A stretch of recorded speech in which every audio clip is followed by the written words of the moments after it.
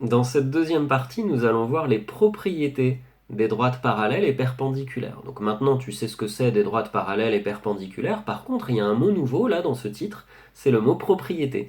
Et dans une première sous-partie, nous allons voir quelques propriétés en français pour que tu comprennes bien de quoi il s'agit.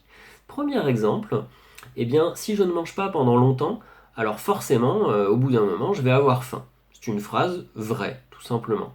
Deuxième exemple, s'il pleut, alors la cour du collège sera mouillée. Forcément, s'il y a de la pluie qui tombe, ça va être mouillé par terre. Ça aussi, c'est une phrase toujours vraie, qui est obligée, ce sera forcément le cas. Donc tu vois, dans ces deux exemples, on remarque qu'il y a la même chose. Au début, il y a un si, et vers la fin de la phrase, il y a un alors. Et bien ces deux morceaux de phrase portent un nom. La fin de la phrase, on va appeler ça la conclusion. Si il se passe quelque chose, alors forcément, il va se passer autre chose que je vais pouvoir conclure. Quelque chose qui va découler logiquement du début de la phrase. Et ce début de la phrase, c'est ce qu'on va appeler les hypothèses. C'est ce qui est vrai au départ qui fait que la fin de la phrase sera vraie. Donc si je mange pas pendant longtemps, alors j'ai faim.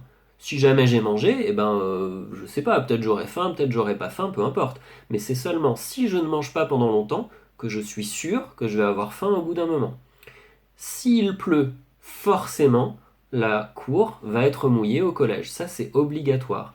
Donc, tout simplement, des propriétés, ce sera des phrases avec un si et un alors, mais des phrases qui doivent être toujours vraies. Ça, c'est obligatoire et c'est très important.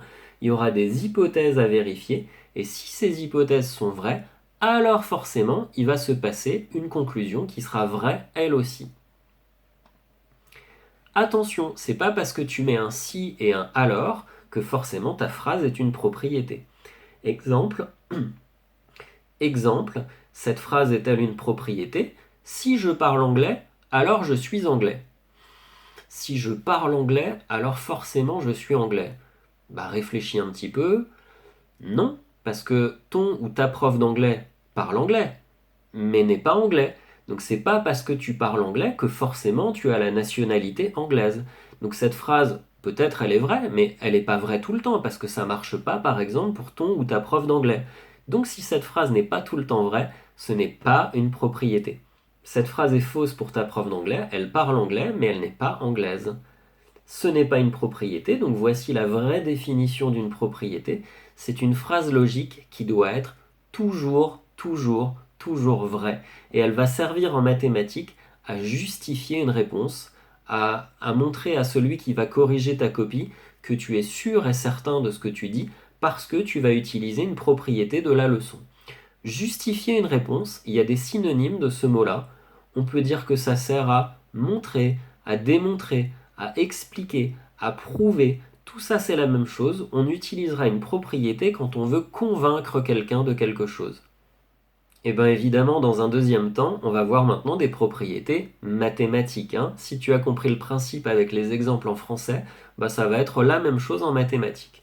Regarde cette figure-là, il y a la droite D et il y a la droite D', et tu vois qu'il y a deux symboles que j'ai marqués en bleu, les codages, qui signifient que ces deux droites-là, elles sont toutes les deux perpendiculaires, avec la droite, peut-être tu sais pas comment ça se dit, là, ce petit triangle, ça se dit delta. C'est un D en grec, hein, tout simplement. Donc D est perpendiculaire avec delta, et D' aussi est perpendiculaire avec delta. Ça, on le sait, c'est ce qu'on va appeler les hypothèses.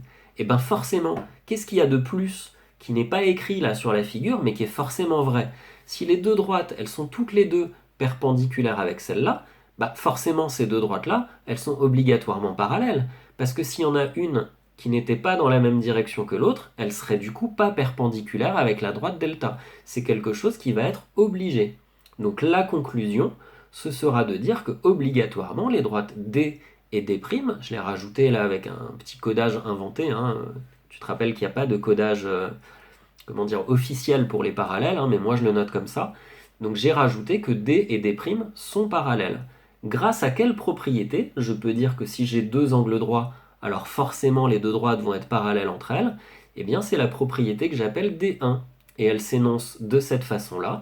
Si deux droites sont perpendiculaires à la même droite, alors ces deux droites, forcément, elles sont parallèles entre elles. c'est obligé, ce sera toujours vrai, et c'est pour ça que ça s'appelle une propriété mathématique.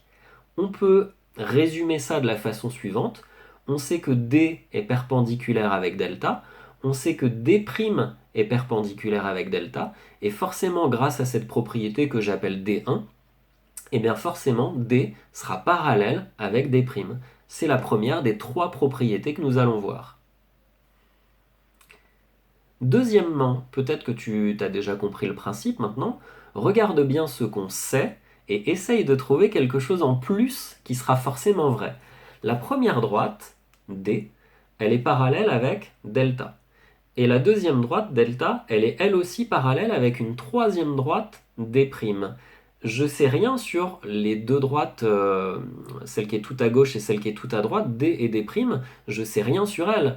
Mais forcément, si elles sont toutes les deux dans le même sens que delta, elles sont toutes les deux parallèles avec delta, et bien la conclusion, obligatoirement, ça va être qu'elles sont parallèles elles aussi.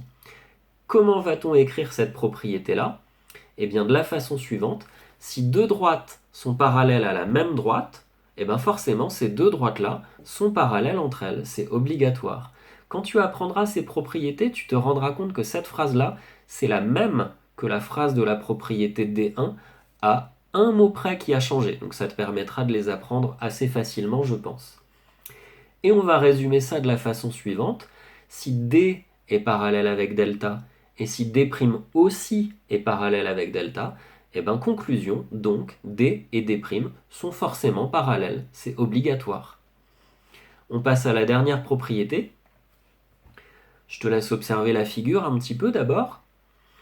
Et elle ressemble beaucoup à la figure de la première propriété. Mais attention, on regarde bien les codages. Qu'est-ce qu'on sait sur cette figure? On sait que la droite delta, elle est perpendiculaire avec la droite D', parce qu'il y a le petit carré qui code la perpendicularité. Et on sait aussi qu'il y a des droites parallèles.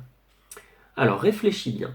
S'il y a deux droites qui sont perpendiculaires, et qu'il y en a une autre qui est parallèle à delta, là, et bien forcément, qu'est-ce que tu vas pouvoir dire de cette autre droite-là? Et bien elle aussi, normalement, elle va être perpendiculaire avec des primes. C'est obligatoire. Et j'affiche donc la conclusion, la voici, c'est qu'il va forcément y avoir un angle droit entre D et D'.